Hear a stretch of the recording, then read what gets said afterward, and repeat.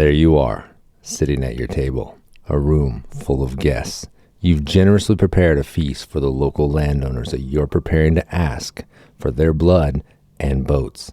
You plan to inform them that after the crops are planted, that you want to send a group to raid the Church of the Dunes in West Francia. The problem is, these are the very men that have been whispering about your failing luck in secret meetings only 3 days ago. You are banking on your generosity, the unlimited mead, and the promise of mounds of silver to re-engage their loyalty. Problem is, you aren't just feeding them at this meal. You're reminding them that your storehouses are full while theirs are thinning, and their loyalty has become even thinner. You made your pitch, filled their bellies, and you think the plan has been put in motion. But 3 days later, you're dead. Not by an army, not by a sophisticated siege, but by someone who was at the party and taking note of every possible entrance, exit, and moments of opportunity. When most people hear the word Viking, they see axes, shields, and longships cutting through the mist. Then they imagine a brute force, chaos, a tidal wave of muscle and fury crashing into monasteries. But sometimes their tactics were much more subtle. In the art of war, it says, the supreme art of war is to subdue the enemy without fighting. And the Vikings may have been almost as good at that as they were at breaking an enemy on the battlefield. The Vikings didn't always win because they were strong. They won because they were informed and they were creative. Today we're talking about intelligence gathering, espionage, spies and assassins during the Viking Age, how the North used these tactics to create real advantages. Viking Age raiders weren't just floating along in their ships looking for some random coastal town and thought, well, hey, there's one, we might as well pull over and raid these folks. No, before the raid, there was reconnaissance. And when the stakes were higher before the siege, there was sabotage. The other option that was on the table, take out the ruler, take out the king, take out the rival Jarl before the battle even took place. So let's step into the shadow side of the Viking Age. Not fantasy assassins in black hoods, not ninjas of the North, but real intelligence networks, political manipulation, strategic betrayals, targeted killings that changed the course of kingdoms. We'll explore how Scandinavia traders doubled as scouts, how rival kings were eliminated without armies, how information flowed through silver, marriage alliances, and mercenary contacts. And some of the most decisive Viking victories happened long before the first sword was even drawn. Because the truth is, the most dangerous Viking wasn't the one charging at you in a shield wall. It was the one listening at your table while you ate your bread and drank your mead. The assassinated Jarl, he talked too much. He stood near the central fire, hands wide, voice loud, boasting of dunes and silver and soft-bellied monks of West Francia. The Church of the Dunes, he called it.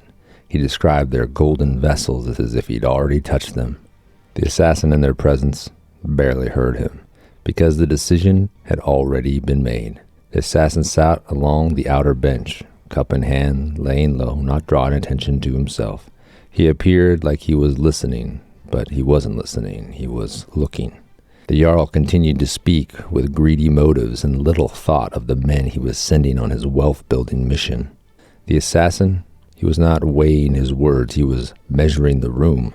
The hall had 3 doors, one main entrance, one narrow service door, and one livestock passage near the rear of the home. He watched carefully. 2 old hounds near the Jarl's high seat, one under the bench near the hearth, one to the right of the Jarl's main chair. Neither were attentive with all the guests nearby, but at night would be a different story. The fire burned bright and lit the room. However, it didn't reach the far west beam. That corner sat in permanent darkness, even at full flame. Even now, if someone stood in the corner, it would be hard to tell. The Jarl's bed platform stood on a raised section behind a series of overlapping curtains made of woven wool. He could see the gap in one section, and he noted where the Jarl would lay. The Jarl laughed again, in a proud, boastful belly laugh that no one liked, but everyone gave a courtesy chuckle in return. "You bring your boats and your strongest farmhands," the Jarl roared, "and we will all be rich in silver." The landowners smiled, but they didn't laugh. The assassin watched their body language, and he could tell that these men were not here for silver. They were tired, and they were ready for a change, even if it cost them the spoils of the raid that the Jarl promised. The Jarl's raids had grown reckless, his demands a little heavier every year, and his generosity, it was running thin. And his luck, it was perceived as vanishing like smoke into thin air. He had lost men in 2 failed ventures the previous year, and now he needs their boats, which meant he needs their farmhands and their sons. After the Jarl concluded his one-sided monologue, the party wrapped up in usual fashion. Some men continued to drink while others left. Outside, the night air was cold and clear. The stars cut sharp above the tree line. The assassin, he walked beyond the torchlight and into the woods where 3 men waited. Landowners, they too had been at the feast. The assassin stepped out of the shadows. The men asked, "Well, can you do it?" "Of course," the assassin replied.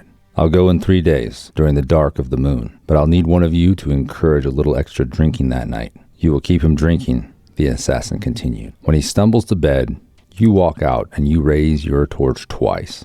Now, which of you will go?" They looked at each other. Finally, Stig nodded and said, He trusts me. We're half-brothers, even though his family won't admit it. But we did grow up together and have drunk many times together. I'll go." Nothing was said for a moment, but the men agreed and broke the silence by holding out a leather pouch of silver. "Half now and half when it's done," Stig said. With that, the men departed, and our assassin disappeared into the forest. The night, it finally arrived. Stig approached the Jarl's longhouse carrying a bundle wrapped in cloth and a small cask slung beneath his arm. 2 slow-moving hounds rose from the dirt, their noses lifted in the air, curious. They could smell the cured lamb and the sweet, sharp scent of spiced mead. The door was wide open, and there stood the Jarl. He stepped forward, broad and red-faced, already pleased by the sight of gifts. "Stig," he boomed, "you come bearing food and drink, a man after my own heart." Stig forced a smile and stepped inside. The longhouse was alive with movement. The Jarl's eldest son was finishing evening chores, leading animals toward the small pen beside the house. 2 servant women moved quickly between the hearth and table, preparing the evening meal, while also tending to the Jarl's wife, who sat quietly near the wall. As the sun sunk behind the tree line, the work of the day came to an end. The house settled inside, and the Jarl sat at the center table with Stig and his 2 personal bodyguards, while bowls of boiled beef stew were set before them. The guard watched Stig carefully. They didn't eat much. They watched. Stig felt the weight of their eyes and tried to laugh it off. "Well," he joked nervously, "your boys sure know how to make a man feel welcome." The Jarl laughed loudly. "Don't mind them," he said. "They've been hearing rumors that certain landowners would like to see me suffer an unfortunate accident." He waved a dismissive hand and continued and said, "They don't know you like I do." Then he slapped Stig on the shoulder. "This man," he said to the guards, "is the most loyal friend I've had. We're like brothers." One of the guards finally looked up from his bowl, his eyes locking on Stig. The guard calmly asked, "Then why are you here?" Stig blinked. The guard continued, "It's late. You weren't invited. You brought your own mead." He leaned forward slightly. "Is the Jarl's mead not good enough?" The room grew quiet. Then the guard finished the thought. "Or maybe you were sent to kill him." Stig felt the heat rise up his neck. A bead of sweat formed on his brow. He wiped it quickly, but the damage was done. The guard had noticed. The harder he tried to stay calm, the worse it became. His hands trembled, and suddenly the silence became unbearable. One bead of sweat led to another bead of sweat, and the more he realized how much he was sweating, the more he sweat. And so, he broke. They sent me," he blurted. The Jarl leaned back in his chair. "Who sent you?" "The landowners," Stig said, voice shaking. They want you to drink tonight. They told me to bring you mead and keep you drinking until you fell asleep." The guard stood immediately. "There's a man hiding in the woods," Stig continued desperately. "When I give him the signal, he'll come inside and he'll kill you while you sleep." One of the guards moved towards the door, but the Jarl raised his hand. "No." The guard stopped. A slow smile crossed the Jarl's face. "Let's give him the signal," he said. The guards looked at him and said, "We'll be ready." The drinking slowed, the tension filled the air, and they questioned Stig carefully now. Which landowners were involved? Why did they want the Jarl dead? What promises have been made? The night dragged on under heavy tension. Eventually the Jarl nodded towards the door. "Go," he told Stig. "Give the signal." The servant opened the door and Stig stepped outside. Cold air filled his lungs. He raised the torch, once, then twice. That was the signal. Inside the hall, the guards moved into position, one by the front door, one near the loft. The Jarl sat calmly in his high chair. The fire burned low, and they waited. 1 hour passed. Nothing. 2 hours passed. Still nothing. And now the fire was down to coals. It was dark. They were sure this would be the hour. The dogs, they slept beside the hearth, gaining as much warmth as they could. There inside the hall, it grew cooler. Finally, a servant girl whispered from the shadows, "My lord, would you like me to place more logs on the coals?" No answer. The guard glanced towards the Jarl. Perhaps he'd fallen asleep in his chair. One of the guards nodded to the servant. "Go ahead." She stepped forward, placed 2 logs on the coals, and blew it gently until the flames returned. Heat spread through the room. Light flickered across the hall. The servant girl turned towards the Jarl. She froze. His eyes were wide open, neck leaning to the side. He was in a very uncomfortable position, and he wasn't breathing. She screamed and shattered the silence. The guards rushed forward, but it was too late. There was a single wound in his throat. The Jarl had been dead for hours. They searched the house, they searched the yard, they searched the forest, but there was no assassin. No tracks, no clues, no sign anyone had ever entered. The landowners gathered the next day in a clearing where they had first met the assassin. Stig arrived nervous and pale, his voice still uneasy from the night before. He said, "Oh, sorry I'm late. Where's the assassin?" "He hasn't shown yet," Stig said quickly. "Well, maybe he was caught. Maybe the dogs barked. Maybe the guards found him." The men exchanged worried glances, because if the assassin had failed, the Jarl might have figured out who was behind it. And if the Jarl figures it out, their lives are over. Then a shape emerged from the trees. The assassin stepped forward. Stig stared at him in disbelief. "You're alive?" Stig said. The assassin looked at them calmly, and then to the others and said, "It's done." The men looked at one another. But before they could say anything, Stig blurted out, "How?" He spoke in disbelief. "You mean, how did I kill the Jarl after you told him everything?" Stig was shocked, confused, then worried all at the same time. One of the other men said, "How did the Jarl know? Who would have told him?" The assassin clued them in. "Your friend here told the Jarl everything, and told the Jarl that it was your plan. He was using this meeting to gain favor with the Jarl. My guess is he was after your plot of land." "But how could you have known that?" Stig still didn't understand. "Because I was in the room the whole time.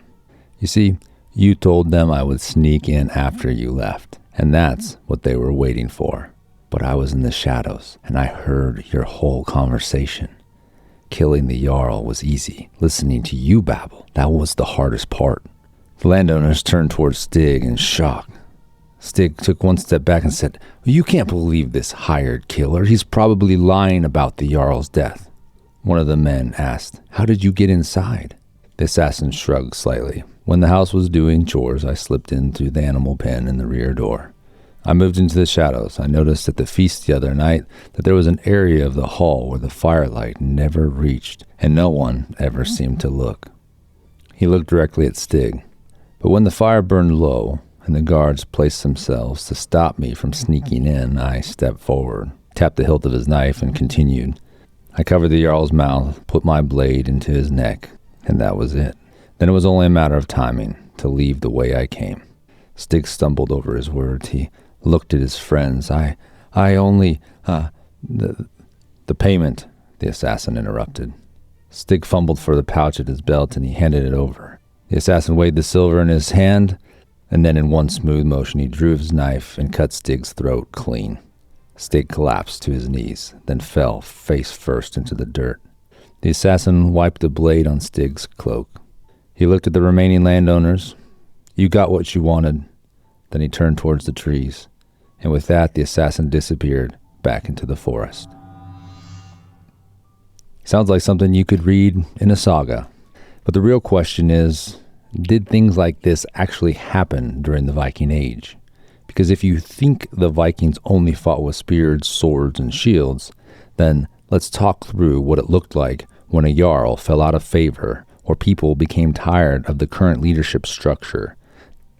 Then we'll explore the reason we don't have more examples in history than we do. When we dig into the historical record, something interesting appears. The warriors of the Viking Age, they weren't just masters of open battle. They were masters of information.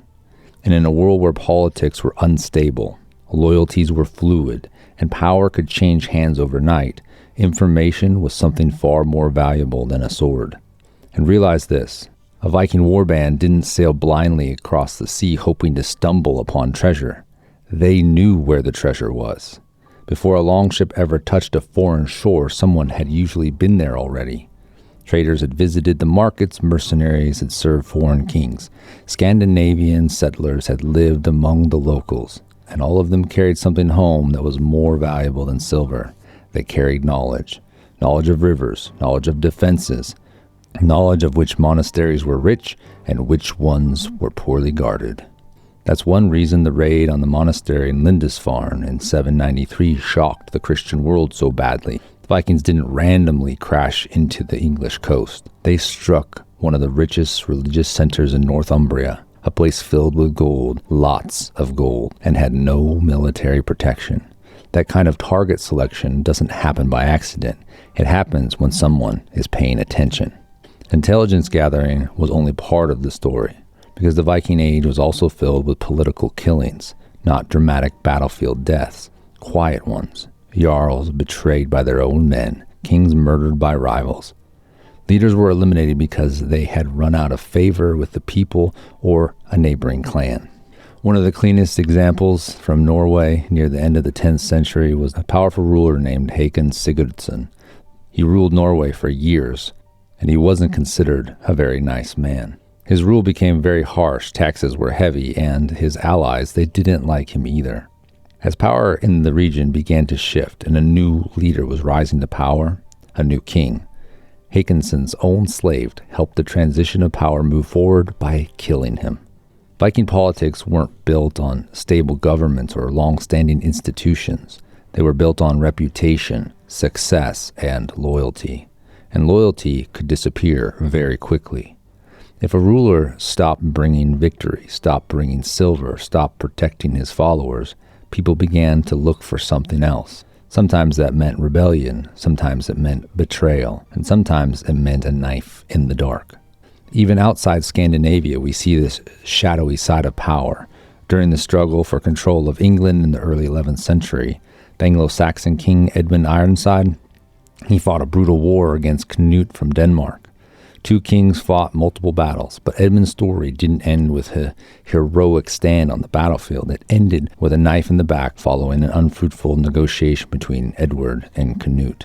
To be fair, historians debate the assassination portion of the story, but the fact remains that people believed it, or at least believed it was possible, which sheds light on how assassination worked, or at least how people thought it worked during the Viking Age. Around that same time, an English king, Ethelred, he made a terrible decision. He believed Danish settlers living across England were secretly coordinating with Viking raiders overseas. They were Danish merchants, farmers, and craftsmen, but he saw them as sleeper agents. So on November 13th, he issued an order that would echo across Scandinavia. He said, kill them. Kill them all. Men, women, and children. And that day, all across England, local officials, militias, and landowners turned on their Danish neighbors. Houses were burned. Entire families were slaughtered. It became known as the St. Brice's Day Massacre. Now, were all of these innocent people involved in intelligence gathering? Very doubtful. But the fear behind the order tells us something important. The English believed that the heathens from Denmark were somehow gaining access to information which may have been a way for the king to explain why he struggled so much and lost so many battles to the Danes over the years. This paranoia became proof of Viking Age espionage, because if no one feared spies from the north, no king would have ordered a massacre to eliminate them. If you want a Viking Age example of someone who understood the power of assassination, look no further than Egil. Egil's family fled Norway during the reign of Harald Fairhair and were part of settling a new frontier in Iceland. Iceland was the Wild West of the Viking Age. He was a warrior, a poet, and someone who took things a little too personally, but he was also something else. When someone crossed Egil or his family, he didn't gather an army, he gathered information. He tracked people's routines, he watched their movements, and he hunted down his offenders and rivals with skill and precision. For Egil, this was calculated vengeance and his own form of justice, and he very well may have been the most prolific assassin Iceland has ever seen. Assassinations and information gathering were just as much part of the Viking Age as they had been throughout all of history. History books often portray Vikings as sailing blindly across sea and stumbling upon random settlements and monasteries and raiding whatever they were lucky enough to find or spot on the coast. But the Vikings didn't sail without a destination in mind. They knew where treasure was. Scandinavian traders had already been visiting markets across Europe for generations before any of the famous raids in the Viking Age had begun. This makes every Viking Age raid less random and more like an army acting on intelligence gathered by spies and informants. That would mean that they knew which monasteries to hit, which tactics were needed, and what areas to avoid due to fortifications and a military presence. The Great Heathen Army, as it was referred to by the Anglo-Saxons, invaded England in 865. It changed the entire balance of power in a land we now refer to as the United Kingdom. What challenged the fragmented Anglo-Saxon kingdoms wasn't a few raids along the coast or a few burned-down churches. What brought England to the brink was an organized military campaign, and it moved with shocking precision. The Vikings didn't just act randomly. There was way more strategy involved in when and where to attack. They exploited political chaos between rival Anglo-Saxon kingdoms. While Northumbria was divided by civil war, the Danes attacked. When Mercia was at its weakest, the Danes attacked. When Wessex stood alone as the last kingdom, the Danes attacked. Timing, it wasn't coincidence or random. It was based on information. And where did the information come from? It came from traders, Scandinavian merchants, and people who lived alongside of their English neighbors. It also came from mercenaries who were looking for a new source of pay because the kingdom where they served was about to fall. And prisoners and slaves that escaped looking for asylum, they shared information to get it. Knowledge in the Viking world was just as valuable as silver because oftentimes that is what came as a result. The last example is from the Varangian Guard. They were an elite group of skilled Viking warriors who served alongside the Byzantine emperors as personal bodyguards. Known for their extreme loyalty and massive two-handed axe, they were the most feared and respected military unit of the medieval world. We don't have records of them being official spies, but their position inside the palace meant they were constantly surrounded by valuable information and non-stop power struggles. And there's a good chance the information they had tipped the scales in someone's favor a time or two. They were also part of military campaigns across Turkey, Syria, the Balkans, and Italy. On any given campaign, they would be relying on knowledge, troop movement, defensive strategies, supply routes, the weaknesses of the enemy's position, and anything else that would have given them an advantage in battle. And it's not far-fetched to say that these elite soldiers who were loyal to the emperor could be sent as a single warrior or a small group to eliminate a political opponent or rival. And these type of killings were most common during transitions of power or to obtain it. Now, when you start putting these pieces together, a different picture of the Viking Age begins to appear. Yes, they were terrifying warriors, but they were also traders, merchants, and informants. Sometimes assassins.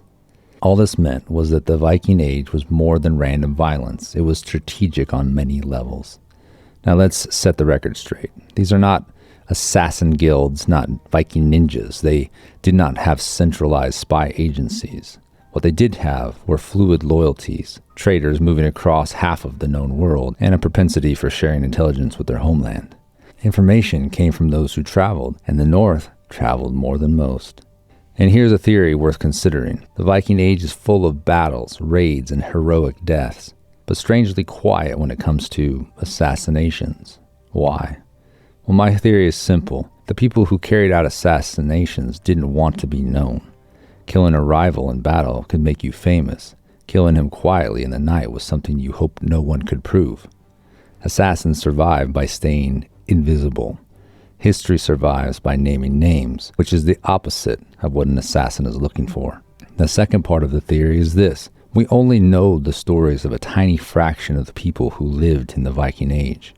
At the height of Viking power, Norway alone likely had dozens, possibly hundreds of local chieftains controlling valleys, fjords, and trading towns. Yet our sources record the lives of only a handful of kings, major jarls, legendary figures. That means that thousands of smaller rivalries, betrayals, and political killings likely happened far from the reach of what history would ever record. If you imagine a world of isolated valleys, competing chieftains, shifting alliances, family blood feuds, in that kind of environment, quiet killings would have been inevitable. The problem is they simply disappeared into the fog of time. In this episode, we learned that intelligence gathering was a major factor in the success of the North. But know this, it can be part of your success too, because it's a principle we can all use today. The Vikings didn't just rely on strength. They stayed informed, they watched carefully, they learned before they acted. That still works. So stay curious. Pay attention to what happens around you. Seek knowledge before making decisions. Because the truth is, in life, in leadership, in conflict, the people who understand the situation best usually win long before that moment actually arrives. And if this episode shed new light on the Viking Age for you, don't let it disappear into the mist. Share it with someone who loves history. There are thousands of podcasts out there, but only a handful ever reach people who will truly enjoy them. And so if you're enjoying Viking Legacy and Lore, take a moment, leave a review. It tells the algorithm that this podcast is worth showing to more people. And if that helps the stories of the North travel a little further, and it keeps the legacy of the Viking Age moving forward, and it helps people connect with the principles that caused the Viking Age to leave its mark in history, then it's worth it. So until next time, be bold, be strong, and awaken the Viking in you.